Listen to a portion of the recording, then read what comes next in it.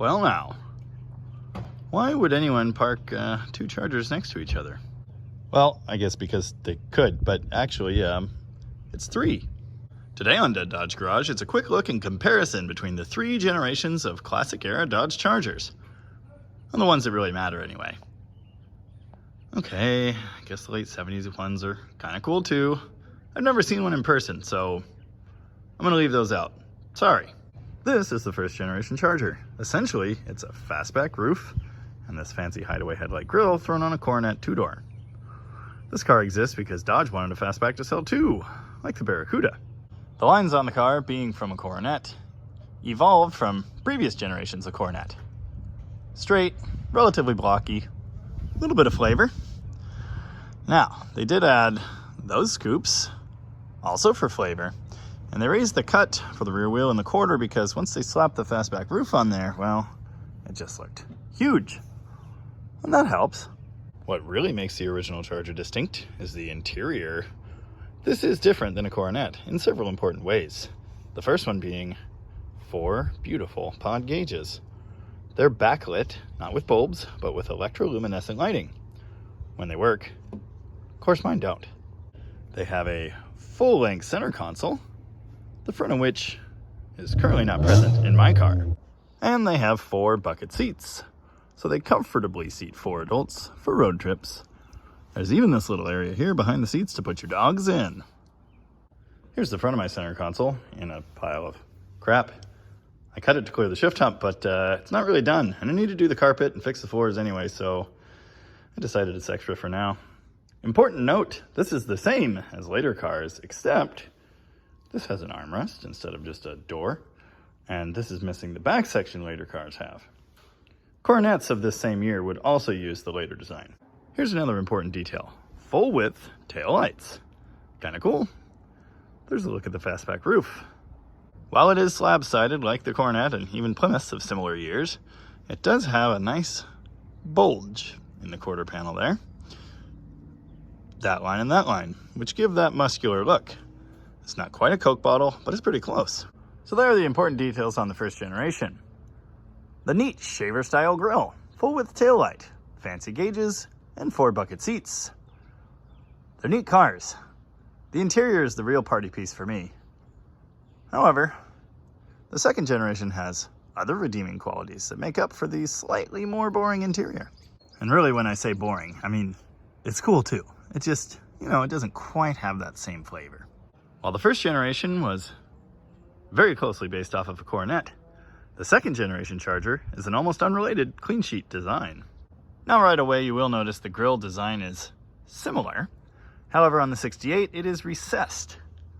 On the 66 it's almost flush mounted. The 68 car also has this beautiful valance underneath with the turn signals mounted in it and skinny bumpers. That's a nice look. One of the best features on the 68 car, the round taillights. Anything with round taillights is cool. Gone was the full width taillight of the 66 and 67 cars, which by the way were the same, with only a couple very small differences. The second generation has a whole lot more chunk to it. There's more curve here, more width there. It just looks beefy, muscular from every angle. But there are some notable callbacks. For example, this beautiful emblem adorning the not fastback but kind of fastback looking roof, which looks very similar to this. The quarter shape takes the same idea, but just adds a lot of meat to it, really. Pretty cool. Whereas this car is straight all the way down, this car has that interesting detail. And it has similar go fast grooves, although they are now mounted on the door where the two shapes come together. Unlike these, which are shallower and mounted on the quarter. Oh, by the way, those did make it to the Coronet in 1967. I guess they decided they were really cool.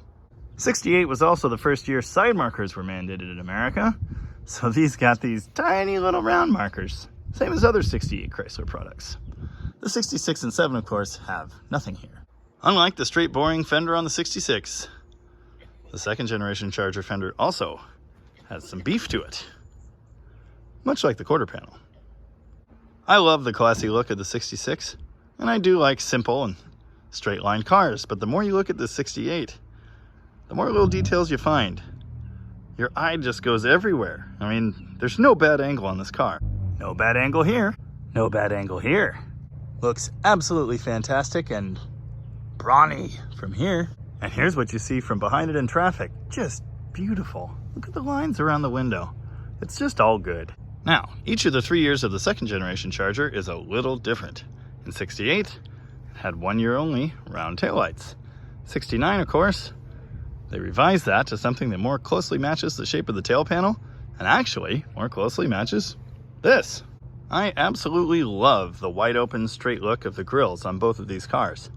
In 69, they added a center divider there, which lines up with that ridge on the hood.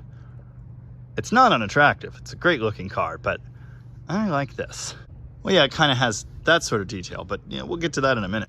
In 69, the side markers were revised. They are rectangular, 69 and 70. I prefer this tiny little guy, but again, it's not like the other one's unattractive. Other than that, they're just about the same car. Until 70, when they added a wraparound bumper and went back to a more open grille like this, although it does have a line down the middle. Some people prefer the 70. I do think it's very attractive. In fact, I have a picture I saved off the internet from 14 years ago of a dark red 70, and it is just gorgeous. I could have gone for that too, but I wanted this. This is my favorite. Unfortunately, with car designs and with everything else, all good things must come to an end, and in 71, they redesigned the Charger again. Okay, it's not that the third generation is not a good thing. It was a sign of the times. It started migrating away from the beautiful lines of the late 60s and towards the chunky horror of the 70s. This car is a 73. I don't have a 71 or 2, which of course would be closer in age to the 68, but most of the important details are the same. They had a wraparound bumper like the 70, but with the addition of this. These are the 73 and 4 grills. Some had a line down the middle. Most looked like this. There are several variations used in 71 and 2. The 71 base grills have a small shape there that mimics the bumper. They're very attractive. There is the optional hideaway headlight. And in 72, they sort of have that shape. But they all fit in the same basic bumper. In 71 only, they have a neat double stripe corner marker. 72, they went to this, the same marker used on all Chrysler products from 72 until, I don't know, the 80s. The tail end looks like this. There's a panel underneath and a wraparound bumper, much like the front. This is the 73 and 4 tail light. Again, almost full width like the 66, but with a license plate in the middle. There are several variations on this too. There's one that looks like that in 71. In 72, there's a smaller light in the middle there. There's also the RT Rally version that has lights that kind of point sideways like that. Very attractive. These aren't unattractive. The basic lines on the car are very similar to the second generation. There's a lump here on the quarter. It curves up.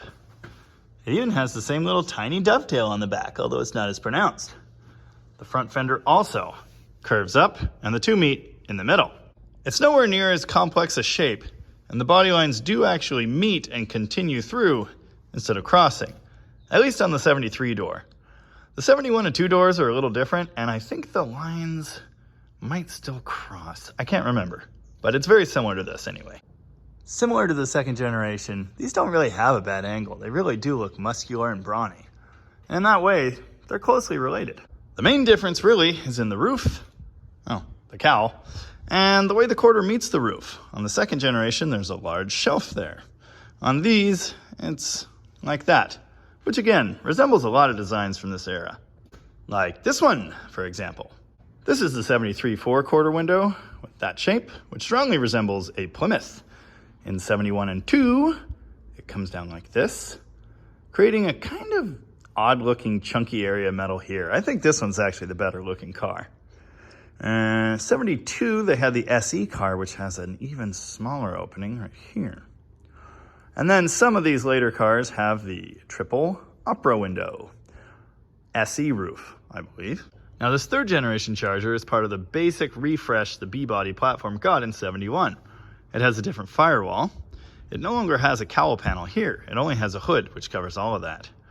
The windshield is different. The shape there and the setback, not exactly the same. These are sort of fuselage styled, I guess. These two cars, on the other hand, share quite a bit. For example, that panel. I had assumed the windshields were the same. They're not, but they're very similar. If one were so inclined as to, I don't know, turn a 66 Charger into a 68, one would need the roof. But one would be fine with the cowl and the basic structure. Well, it's not perfect. I did get the two cars parked almost in a line, and you can see here how close it is. Here at the back, the two are almost in line. Don't mind the modified bumper here, that's fine. Here at the front, you can see the second generation Charger has an extended nose, which is probably how the grille ends up being recessed. It's probably in about the same location, actually. These third generation cars have really never had the value of the others. Well, the first generation hasn't either, for that matter. But, any B-body these days is a good B-body, and I think these cars are starting to get the recognition they deserve. I've owned 4 third generation Chargers now, and I was determined to have this be the first one I could drive. Yeah, that didn't happen. I've owned this 66 and one other. It was actually in better shape, but I couldn't bring myself to take this one apart to fix it. This is the one my daughter came home from the hospital in. I just love it. And I've only ever owned one of these, and it took all of the money. But I'll happily eat ramen noodles and drink Kool-Aid and sit in the garage and stare at this thing, because it's gorgeous. And it was worth it, I hope. Well, there you go. I thought I'd take this rare opportunity to put 3 generations of Charger next to each other and sort of go over the design differences and little details that make each one cool. Now I have to pick which one to drive to work. I should probably be driving Old Faithful there. I mean, it's raining a little bit, but I'm going to go with the New Hotness. Thanks for watching. Hey, if there's a video you want to see me make with this or anything you want to know, feel free to drop it down in the comments. Oh yeah, and tell your friends that I'm out here spending all the money on dumb stuff so they don't have to. And they should come watch my videos too. And subscribe. Oh, one thing I forgot. 3rd generation dashes. They look like this. The best ones have the rally pod gauges, which sort of look like the others.